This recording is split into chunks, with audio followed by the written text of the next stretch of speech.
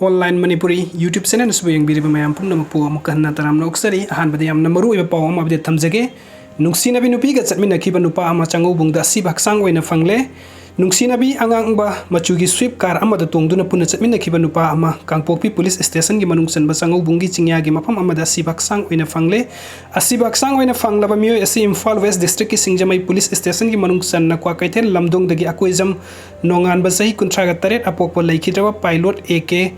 laingam kawi imung manungi miyo singa pause asiga wari sanaba matamda laikhidraba naha asi laimaromda resort ama hangduna hauzik masamakna chalaiduna laibani ngarang resort asida satkibadagi mahaki nungcnabi nupi Sonia kaubi asina thorakpa angangba machugi sweep car amada koiba chatminnakibadagi halakhidabani halakmandabadagi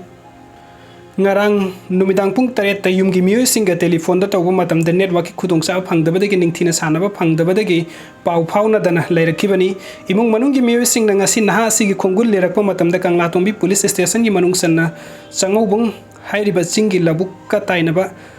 construction site amagi mayada asiba hakchang oina phangba ngamkhibani mahakna siduna lairamliba mafam aduda I taiba nungkhar taduna lairami aduga makhoi ani na tongminnakhiba sweep car adusu asiba hakchang